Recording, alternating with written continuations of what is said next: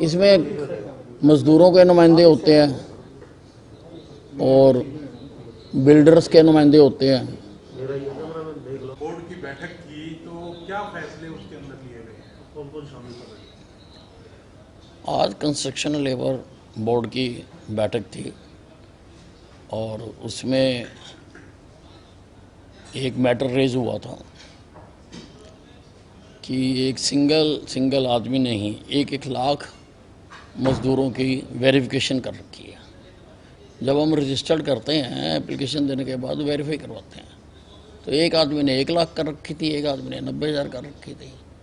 अब ऐसा तो मुमकिन है नहीं कि एक आदमी इतने कर सके, इसलिए मैंने फैक्ट फाइंडिंग कमेटी बनाई है जिसमें एक नुमाइंदा सरकार का, एक नुमाइंदा मज़दूरों की तरफ से और एक नुमाइंदा एम्प्लॉयर्स की तरफ से उसमें रखा गया और उनको कहा कि 1 महीने के अंदर अंदर आप अपनी रिपोर्ट पेश करें।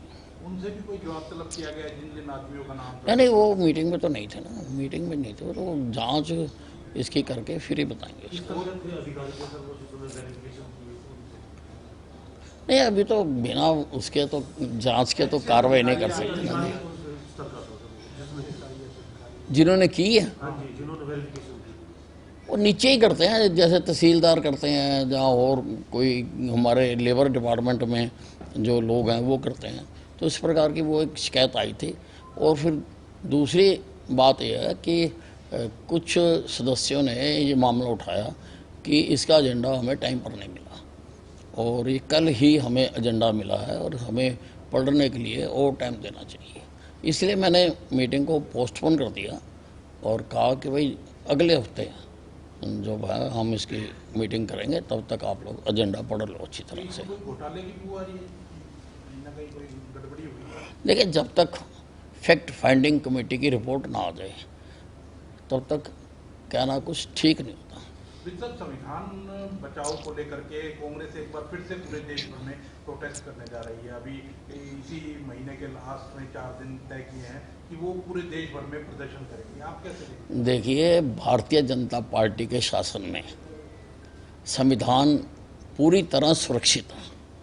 संविधान के साथ जितनी छेड़छाड़ हुई है और उसकी मूल भावना को भी बदला है वो कांग्रेस के समय में ही हुआ। कौन से जो तुमने इसका कैरेक्टरिस्टिक बदला, तुमने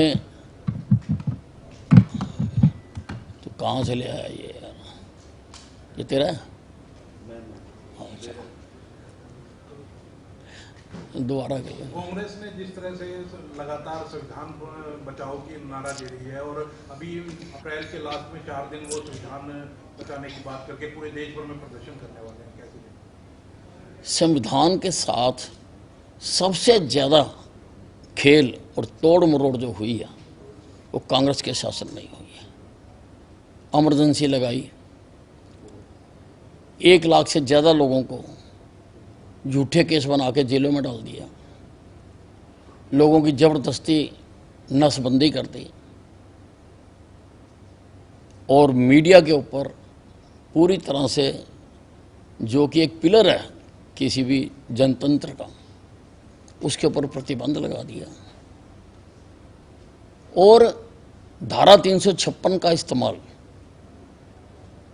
कितनी बार किया।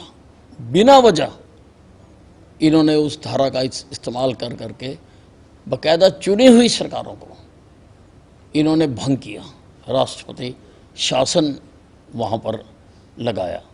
और संविधान जो बाबा साहब अम्बेडकर जी ने बनाया था उसमें कहीं भी ये नहीं लिखा गया था कि धर्मनिरपेक्ष शब्द नहीं था, वो इन्होंने उसमें शामिल किया और ऐसे कई प्रकार के इन्होंने काम किए हैं।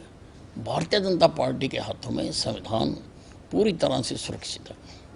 राहुल गांधी जाते हैं विदेश के अंदर, अमेरिका गए हुए हैं और वहाँ से वो कहते हैं कि महाराष्ट्र में 50 लाख वोट पड़ गए 2 घंटे के अंदर, ये संभव ही नहीं है। तो कहीं ना कहीं बाहर जाकर के भारत के, देखिए, उनका जो मोह है वो बाहरले देशों में ज़्यादा है और शायद वो अपने आप को हिंदुस्तान का मानते भी नहीं है, ओरिजिन का नहीं मानते हैं कि हिंदुस्तानी है।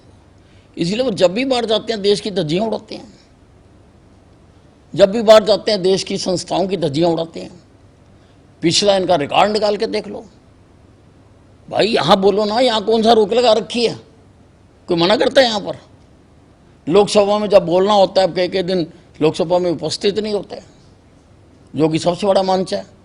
लोग आपको चुनकर भेजते हैं, आप ये बातें वहाँ भी कह सकते हैं।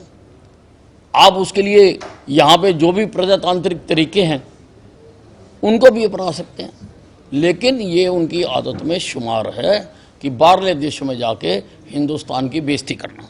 कांग्रेस पार्टी के जो विधायक हैं उनका बीजेपी के प्रति लगातार प्रेम दिख रहा है। अब गोकुल सेतिया पहले भी दिखा चुके हैं, अब वो कह रहे हैं कि बीजेपी के अंदर तो मेयर भी पीएम से मिल सकता है, लेकिन हमारी पार्टी के अंदर हाईकमान ही हाईकमान से मिलता है, हमारे को तो कहीं बुलाया नहीं। उसका कारण है कि देश के प्रजातंत्र की रक्षा वही पार्टियां कर सकती हैं जिन पार्टियों के अंदर भी लोकतंत्र हो। कांग्रेस में कभी लोकतंत्र नहीं रहा। हमारी पार्टी में पहले वार्ड चुने जाते हैं, फिर मंडल प्रधान चुने जाते हैं, फिर जिला प्रधान चुने जाते हैं, फिर प्रदेश अध्यक्ष चुना जाता है, फिर राष्ट्रीय अध्यक्ष चुना जाता है। इनके सब कुछ उल्टा। इनके ऊपर प्रधान तो नेहरू गांधी परिवार का ही होगा, वो सीट तो खाली है ही नहीं।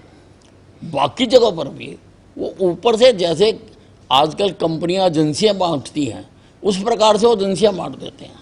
भाई तू हरियाणा का इंचार्ज, तू पंजाब का इंचार्ज, तू यूपी का इंचार्ज, और वो इंचार्ज फिर आगे जिले के बांट देता है, और जिले वाला फिर आगे और बांटता है।